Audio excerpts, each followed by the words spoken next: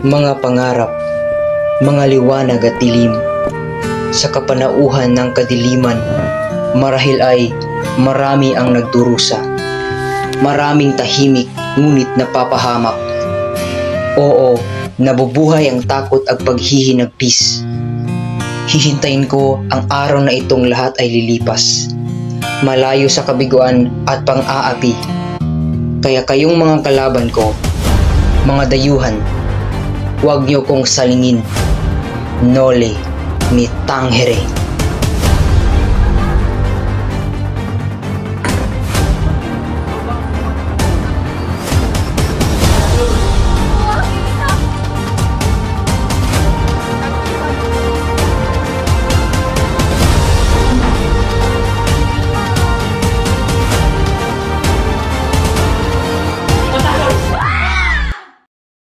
Alamin ninyo ang kwento ng mga taga San Diego.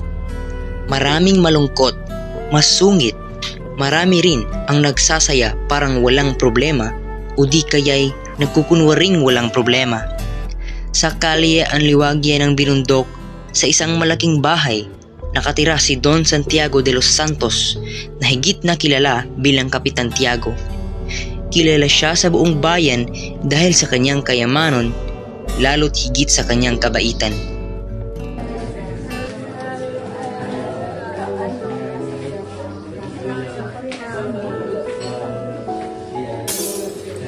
Jesus Maria Joseph!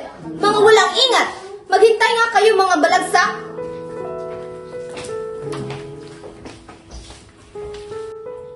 Malaki ang pagkakaiba ng pamamahala dito sa Pilipinas kumpara sa Madrid.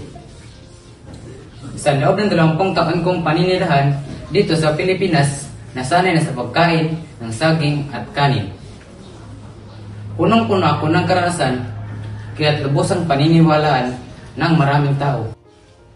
Kilala ko na ang halos 6,000 taong naninirahan doon na itinutuloy kong aking mga anak. Ngunit na ako'y napalitan bilang kurap, ilang Hermano Tersoro at matatanang babae lamang ang naghahatid sa akin. May kaugnayan po ba ang inyong mga sinasabi sa pag-angkat ng mga tabako? Ang reformang ginawa ng ministro ay hindi tama. May katotohanan ba na ang paniniwala ang mga Pilipino ay isang mangmang na nagiging sanhi ng mabagal na pag-unlad ng bayan?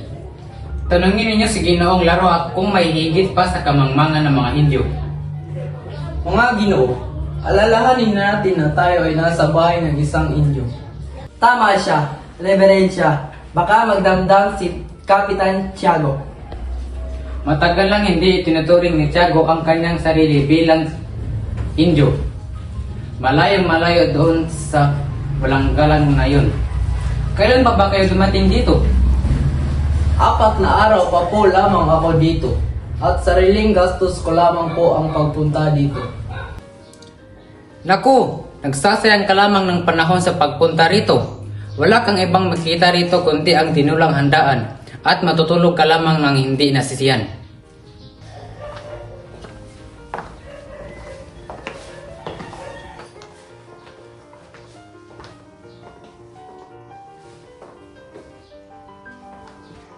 Kilala ko sa iyo si Don Crisostomo Ibarra, ang anak ng kaibigan kong namatay. Kadarating lang niya mula sa Europa.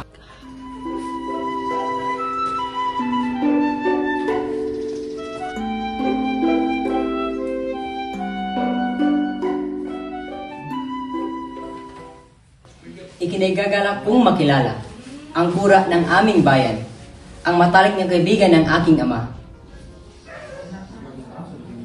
Ipagpatawad niyo ang aking pagkakamali, Reverensya. Hindi ka nagkakamali, binata. Ngunit kailan may hindi ako naging matalik na kaibigan ng iyong ama. Tunay nga bang anak ka ni Don Rafael Ibarra? Maligayang pagbabalik sa iyo, Ginoo. Sana'y maging mapalad ka sa iyong ama. Nakausap at nakilala ko na ang iyong ama. Kahit masabi kong marangal at mabuti sa tao. Napakaraming nangangailangan ang natulungan na niya. Salamat sa iyong papuri sa aking ama. Dahil sa inyong sinabi ay nawala ang aking mga anilangan at mga alalahanin tungkol sa mga bagay na nangyari sa kanya. Handa ng hapunan, senyor at senyora? Servidor, ipasok na ang sopas. Magmadali. Hoy, hoy! Dali mo ngayon dito.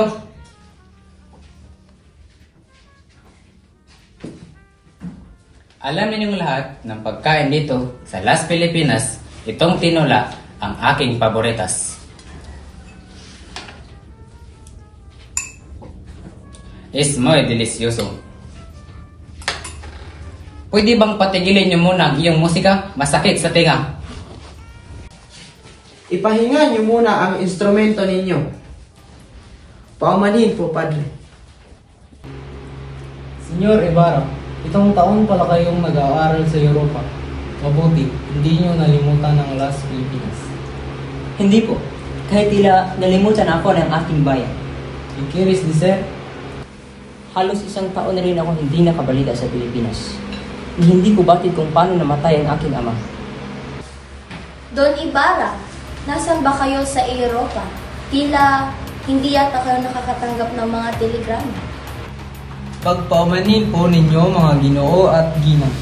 Tayo ay nasa kalagitnaan ng kasiyahan. Ito na lamang po ang inyong sagutin, Senyor. Ano ang inyong mga nakitang napakaganda sa bansang inyong narating?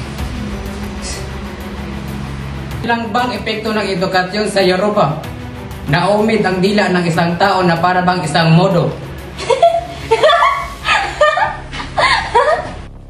Napansin ko lamang, ang kaunlaran o kahirapan ng mga mamamayan sa isang bayan ay katimbang lamang po sa kalayaan nito o di kaya sa kawalan nito. Yan lang ba ang natutunan mo? Ang tagal mong naroon sa Europa. Ang laki ng ginugol mo at yan lang iyong natatandaan sa tagal mo roon? Huwag po sana kayong magtaka kung bakit ganyan na lamang ang pagtrato sa akin ng ginagalang nating kura. Noon pa man ay ganyan na siyang maglambing. Simula nang kami ay musmos pa lamang. Naaalala ko pa po, Padre, nung malimit yung pang bisitay ng aking ama para sumali sa tanghalian o hapunan. Isang kahiyan. Bakit? Ang ibig mo bang sabihin masiba ako pagdating sa pagkain? Ay naku. Naway tanggapin ninyo ang aking sinserong paumanhin. Maupo ka muna, iho. Hindi na po, Tiyo. Ipag-umanhin ninyong lahat. Kailangan ko na pong magpaalam sa inyo. Uminom na lang tayo alang-alang sa Las Pilipinas at Espanya. Salud! Salud! Huwag ka munang umalis. Paparating na si Maria Clara. Masama na ho sa loob sa akin ang praile. Babalik na lang po ako bukas.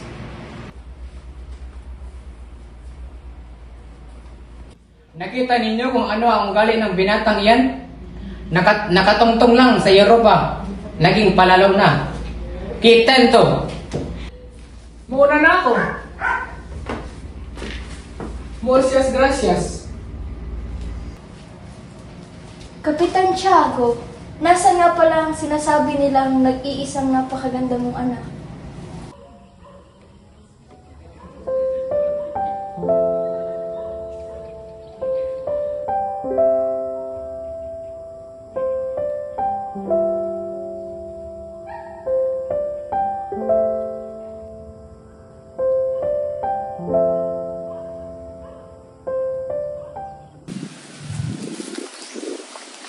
Tila isang panaginip ang paninirahan ko sa Europa.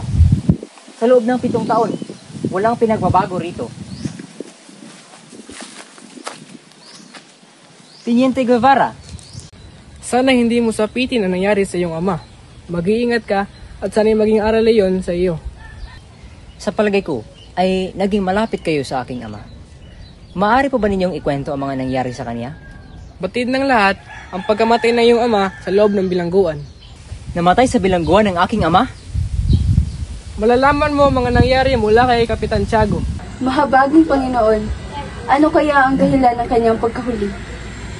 Ang kanyang pagkainip ay napawi nang may kalesang pumara sa tapat ng kanilang tahanan. Magandang araw, Tia Isabel. Nais ko po sanang makausap si Maria Clara. Magandang araw din, Ibarra. Andiyan siya sa loob. Halika, tulad ka.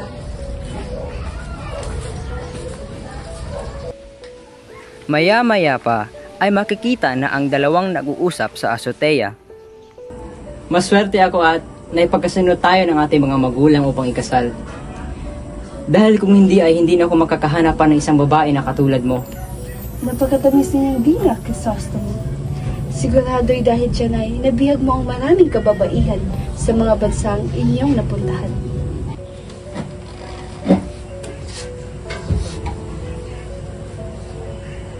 Patawad, aking sinta.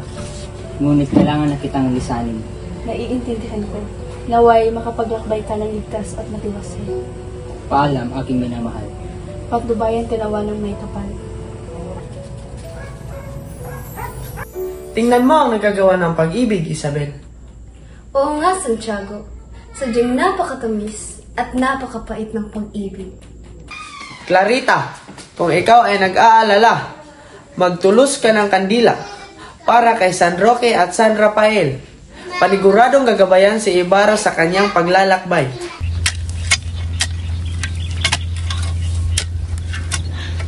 Uy! Sa iba lang tayo maghukay. Bagong-bago pa yan ah. Bagong-bago ang mga bangkay dito na nilibing.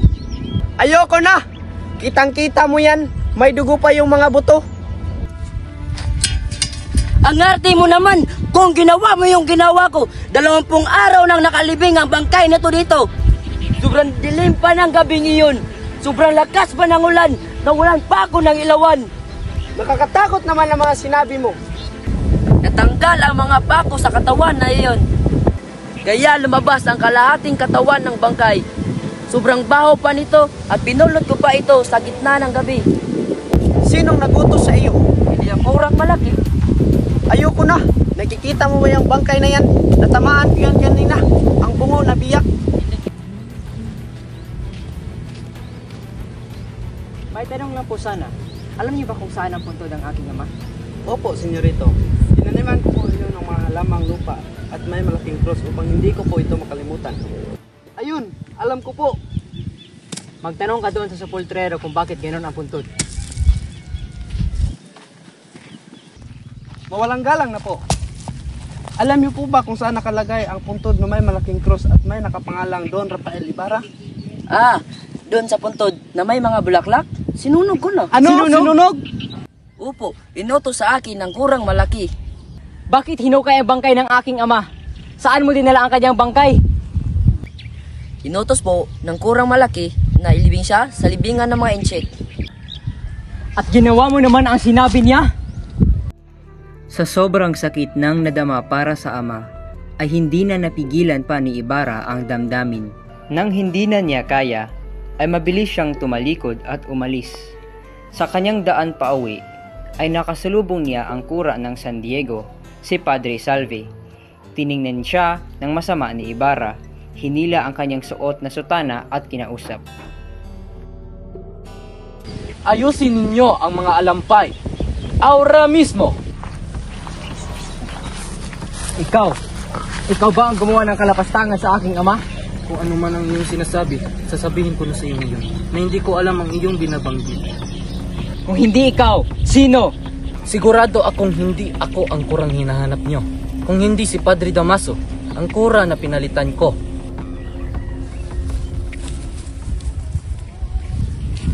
Patawad, Reverencia, sapagkat hindi alam ng aking senyor ang kanyang ginagawa. Napatawad ko na siya. Ngunit napakasakit ng kanyang sinabi, kaya hindi ko siya magsisisi.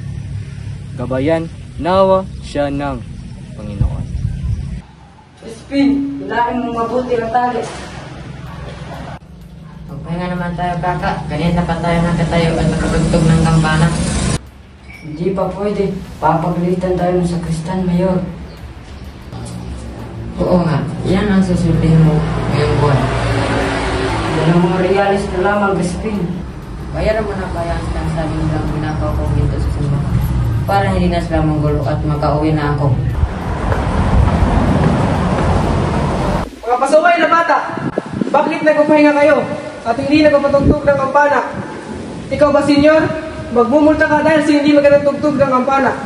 At hindi ka makakauwi hanggang alas 8 kundi alas 10 ng gabi. Ngunit huhulihin ako ng gwardya. Wala akong pakialam. At sasagot ka pa? Ikaw, Crispin, hindi ka makakauwi hanggat hindi mo inalabas sa mga ninakaw mo.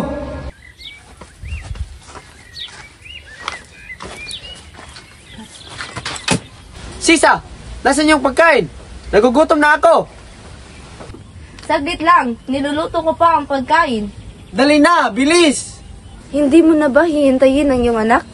Si Basilio, magsusweldo siya ngayon. Uuwi siya. Hindi na, ipagtabi mo lang ako ng isang riyan.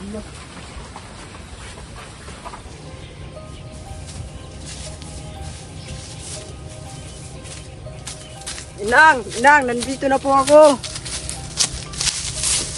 Inang! Jesus Mariusep! Napano ka, Basilio? Huwag po kayong mag-alala sa akin. Naiwan po si Crispin sa kumbento. Naiwan? At siya ba ay buhay? Ba't ka tuguan? Ako po'y tumakas lamang sa kumbento dahil hindi daw po ako makakauwi kung di alas 10 ng gabi. Bawal na po maglakad alas 9. Kahit noong nakasalubong ko ang Gwardiya Sibil sa bayan, sinagawan ako ng Queen Bibi at nagtatakbo na po ako. Walang hiya talaga ang mga Gwardiya Sibil. Sadyang silang walang mga puso. Halika, gamutin muna natin ang iyong mga sugat.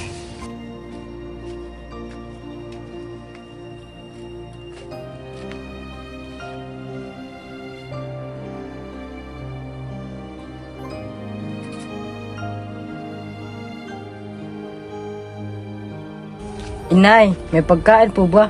Ako po kasi ay nagugutom. Pasensya na anak, isang tawilis na lamang ang natira para sa inyo. Pinaghandaan ko kayo ng masarap na pagkain, ngunit inubos ito ng inyong ama. Pagpasensyahan nyo na lamang din siya. Hindi ka po ba niya sinaktan? Huwag ka mag-alala, hindi niya naman ako ginawa ng masama. Bakit nga ba hindi makauwi si Crispin? Pinarusahan po siya ng sakristang mayor dahil nagdakaw daw po siya ng 2 orasang ginto. Kahit hindi naman po talaga siya ang nagnakaw. Ngunit hindi daw siya makakauwi hanggat hindi niya daw po ay ibabalik iyan. Mahabaging Panginoon, kawawa naman ang bunso kong anak. Hindi naman magnanakaw ang anak ko eh. Huwag kang mag-alala, kakusapin ko ang kura bukas. Huwag mo na iisipin at matulog ka muna. Kawawa naman ang aking anak. Crispin! Crispin! Diyos ko anak, napano ka? May problema ba? Inay, ayaw ko na po magsakristan. Sunduin niyo na po si Crispin bukas sa kumbento at kunin niyo na po ang aking huling sweldo. Papakiusap ko po kay Don Ibarra na tanggapin nila ako bilang tagapustor po ng kanilang mga hayop. Paparalin niyo po si Crispin kahit bilang si Potasio. Mabait naman po si Don Crisostomo. Baka po bigyan nila ako ng gatas na gustong-gusto ni Crispin. Hindi pa po ba yun mainam, ina? Pumayag na po kayo. Oo na, halika na dito. Ayaw ko na po magsakristan. Tao po. Magandang hapon po. Sino po kayo? Ako po si Sisa, ang ina ng sakristan si Crispin.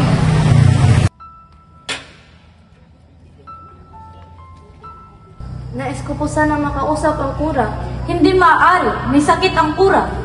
Kung ganun ay, maaari ko bang makausap ang anak kong si Crispin? Huwag kang magkaila. Alam ng lahat na si Crispin ay nasa inyo na. Si Basilio lamang po ang nasa bahay at si Crispin ay naiwan dito at nais ko po sana siyang makita. Naiwan nga, pero tumakas pa rin ang daming ninakaw. Baka nga hinahanap na siya ng mga guardian civil sa inyo eh. Alam mo, napakabuti mong asawa, ngunit may masasama ka namang mga anak. Tulad ng kanilang ama, lalo na yung maliit. Naku, baka nga higitan pa niya ang kanyang ama eh. Hindi po! Hindi po! Naiwan na dito si Crispin! Tumayo ka nga dyan! Tulungan niyo po ako! Hindi po ba siya umuwi? Tumayo ka dyan! Hindi! Umalis ka nga! Umalis ka na nga! Nakakahiya ka dito sa simbahan!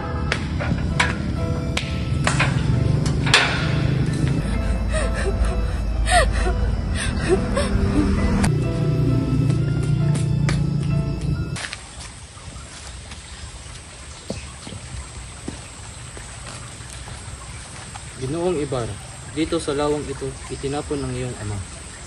Salamat, sapagkat alam ko na kung saan itinapon ng aking ama. Huwag kang magpasalamat sa aking Ginoo, sapagkat ako ang dapat magpasalamat sa inyo, lalo na sa inyong ama. Ang napakalaki ng naitulong niya sa aking pagtuturo sa paaralan. Marami na siyang naihandog na tulong sa akin nung ako ay baguhan pa lamang. Huwag kang mag-alala. Ako'y inimbitahan ni Teniente Mayor sa pagpulong sa tribunal. Babagitan ko lahat ng ating pinag-uusapan. Sige, mauna muna ako. Paalam, aking kaibigan. Diyos ko! Diyos ko! Diyos ko po! Huwag niyong babayaran ako! Uy! Si ata yun ah! Oo nga. Tara, tara! Ikaw ba si Sisa? Yung ina ng dalawang batang magnanakaw? Opo! Opo! Ako po si Sisa! Hindi magnanakaw ang mga anak ko! Huwag ka na magmangmangan pa. Nakatakas ang panganay mong anak. Ngunit, nasa na mas bata? Hindi ko alam! Hindi ko alam simula kahapon! Ikukulong ka namin. Hindi! Nagkakamali nga kayo!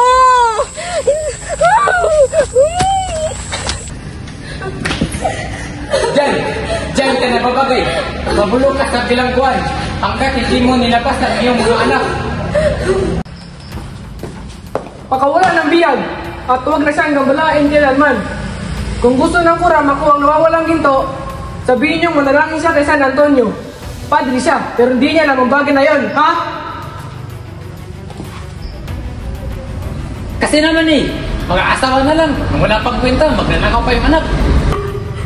Hoy! Laya ka na!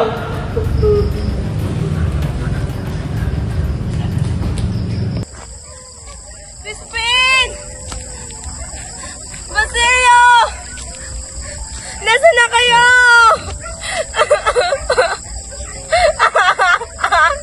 Mga anak ko! Inang! Nandito na po ako, Inang! Tandang Tasyo! Nandyan po ba mga anak ko? Ay, walang tao. Ipapahanda ko na lahat ng kailangan bago magmukhang liwayway. Crisostomo, si Padre Sergio. Mawari ko'y binabantayan niya lahat ng kilos ko. Natatakot ako sa kanyang mga tingin. Kinalibutan ako sa kanyang mga titig na wari ba'y napakahiwaga. Madalas ay hindi ko maunawaan ang kanyang mga sinasabi. Ngunit hindi maaring hindi natin siya kumilahin. Lalo't may kaugalian tayo dito. At isa pa'y narito rin siya. Napakalamig ng simoy ng hangin.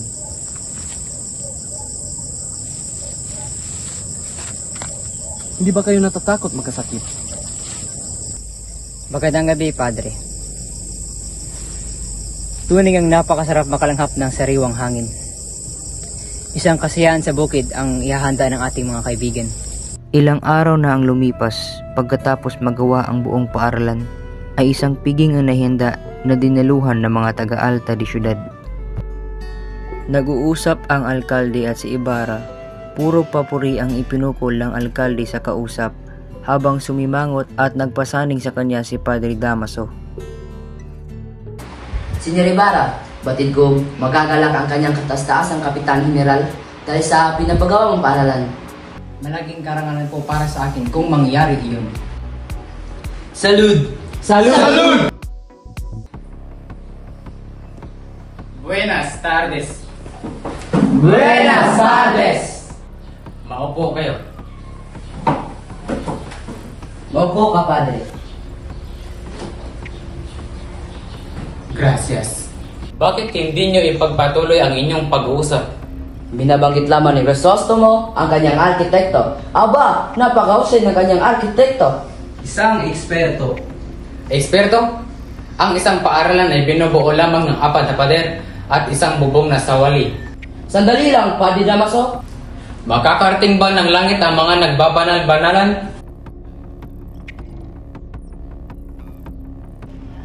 Aba, akalain mo kung sino at hahamakin ang lahat at ipinagyayabang na may dala daw siyang pagbabago? Sigurado ako nasa ilalim na yun ng pagkalalim-lalim ng lupa abot hanggang impyerno ngayon pa lamang. Ay pinaparusahan na siya ng... Gusto na! Ang iyong paninira at puri sa akin!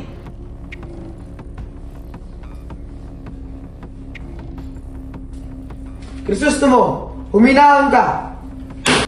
Walang kahit sino man ang maaaring umalipusta sa aking ama.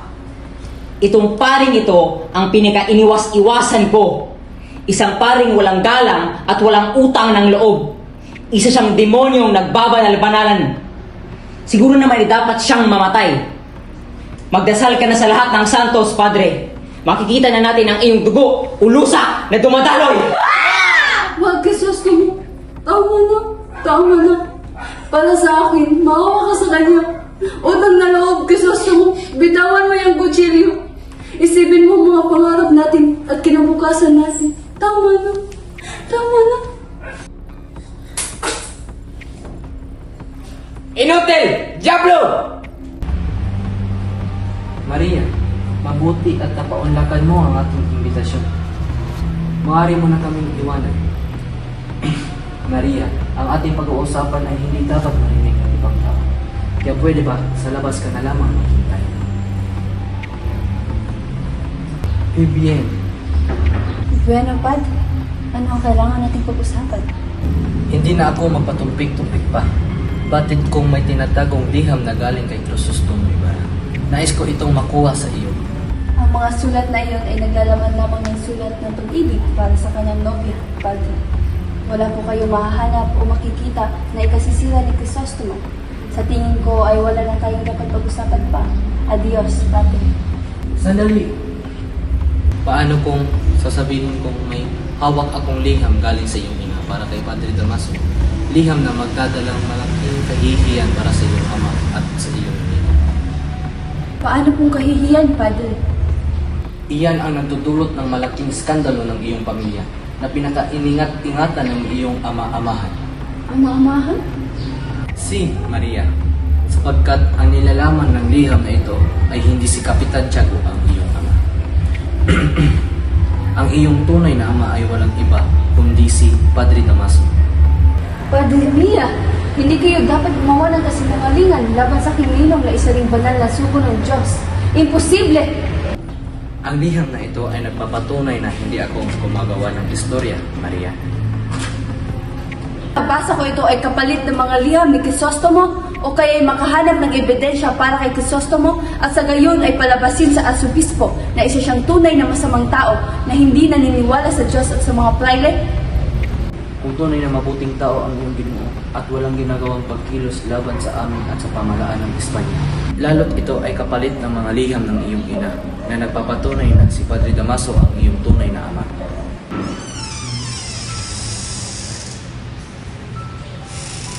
Oh, Maria, anong ginagawa mo rito? Alam mo bang dapat pupuntahan pa lamang kita sa inyo bago lumas ng Maynila? Totoo ba? Aking kagalang-galang na inaama? Maria, bakit ka tumatangis? Totoo ba na kayo ang aking tunay na ama? At kanino mo naman galing ang walang bastang impormasyon na yan, ha? Kanino? Kay Crisostomo? Huwag niyo pong idamay sa Crisostomo dito. At kanino mo naman nalaman? Sino? Sino ang naninira sa akin? Huwag niyo na lang pong alamin kung sino ang nagsabi sa akin. Tapatin niyo na lang po ako. Kayo po ba ang tunay kong ama? Kaya niyo ba nilihim ito sa akin, Padre? Dahil makasisira ito sa inyo? Sa bagay, kasuklam-suklam ang katotohanan ito. Huwag na kayong magtaka pang magsinungaling sa akin, Padre. Lalo na't nasa tahanan tayo ng Panginoon. Batid niya ang lahat ng katotohanan. Kaya magsimula ka na magkumpisal, Padre. Hindi maaaring malaman ito ni Tiago. Masasaktan siya. Masasaktan si Tiago. Iha, masisira lahat ng pinaghirapan namin sa iyo upang bigyan ka ng magandang buhay. Naiintindihan ba? Betokes, hindi ako makapaniwala na ang buong pagkatao ko ay puno ng pagpapanggap at kasinungalingan. Kiso'y resultado ni una relasyon inmoral. Pinalagyan niyo kong lahat na may takot sa Diyos. Ngunit ikaw na aking tunay na ama ay isang makasalanang praile. Tendes enseñar la bondad. Ayaw ko na makita o makausap ka, Padre. Sumpain nawa tayong lahat ng Panginoon.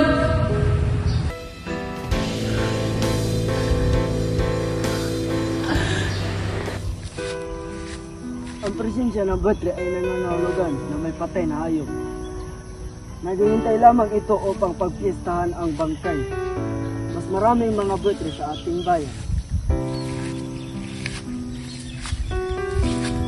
Ano po ang kinakalkal mga Betre? Mga paging Diyos! Bangkay ng isang paslit! Pumunta ka sa bayan at sabihin nandito ang bangkay ng anak ni Sisa. Crispin! Anak! Alam kong nandito ka! Huwag ka na magtago! Nandito siya! Nandito ang bunso kong anak! Nararamdaman ko siya! Aling Sisa! Hindi po kayo ang anak niyo. Anak ko! Anak! Umuwi na tayo sa damba! Matagal ka nang hinahanap na nanay!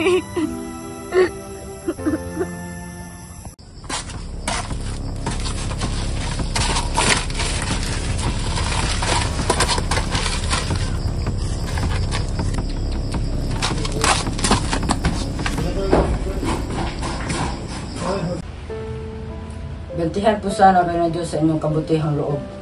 Ngayong Pasko po ay gusto ko po sanang umuwi sa amin para makita ang aking ina at kapatid. Ngunit hindi ka pa lubos ang magaling at mukhang may kalayuan ng iyong bayan. Mahirapan ka pang makauwi sa inyo. Tiyak na naghihintay na ang aking ina. Kayo po ba ay may maraming mga anak? Ngunit dadalawa lamang kami magkapatid. Babalik po ako dito at isasama po ang aking kapatid.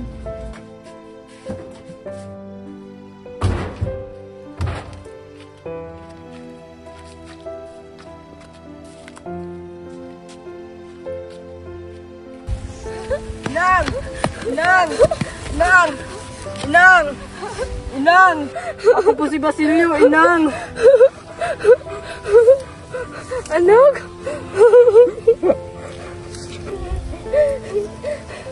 Inang! Inang! Gumising po kayo, Inang! Inang! Inang! Inang!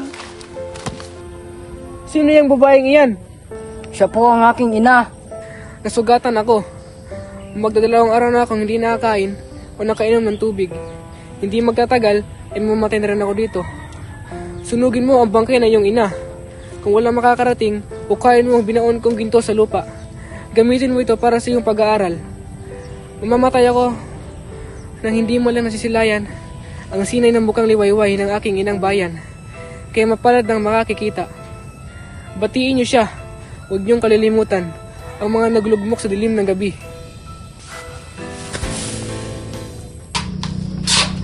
Maraming salamat at nakarating kayo ng mapayapa mula sa San Diego, Padre Salve. Nais ko muna bisitahin si Maria Clara at magpahinga. Tila ay matagal na siyang hindi nakapag-kumpisal.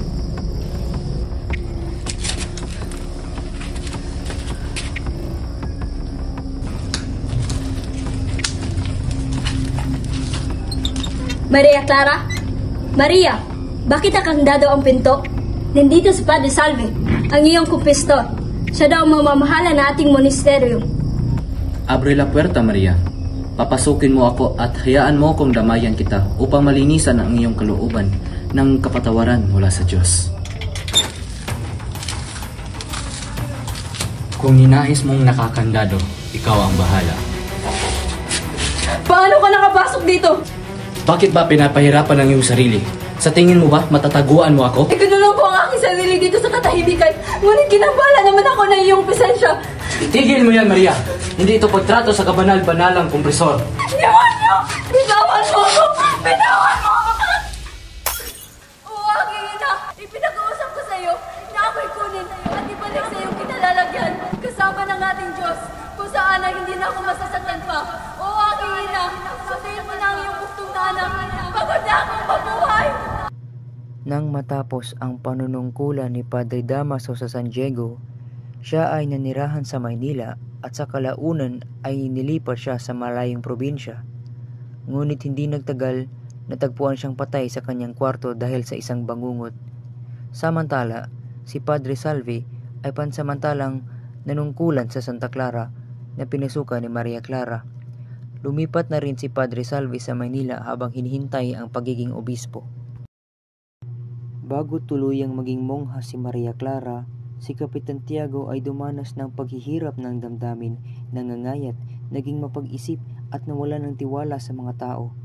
Matapos siyang makalabas sa kumbento, sinabihan ni Kapitan Tiago si Tia Isabel na umuwi na sa Malabon o San Diego dahil gusto niya mabuhay mag-isa. Inatupag na lamang ni Kapitan Tiago ang paglalaro ng liempo at sabong at paghit-hit ng marijuana. Sa huli, nalimutin na rin siya ng mga tao. Ang kanyang negosyo ay nabaliwala at nalulung na siya sa pagsasabong. Inong! Anong nangyari sa iyo, Inong?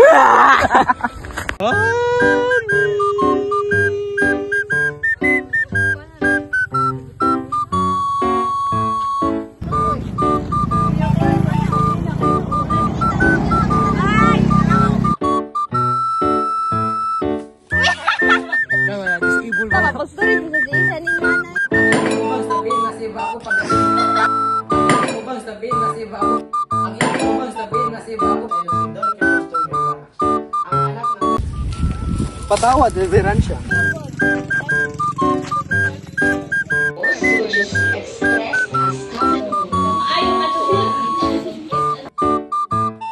Handa ng hapunan, senyor at senyora.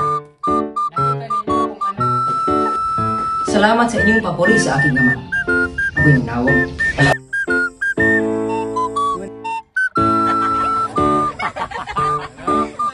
Pag makita ganyan mo na video, tagay ko 1 million. Dali, dali.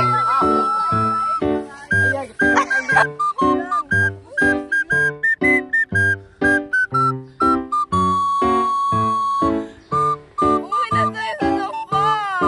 Matagal ka nang hinahanap ng nanay.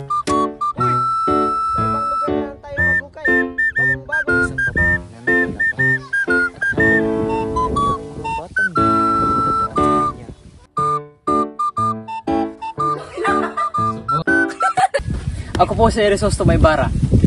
At kapag nakita niyo ang video nito, tagay kong 5K.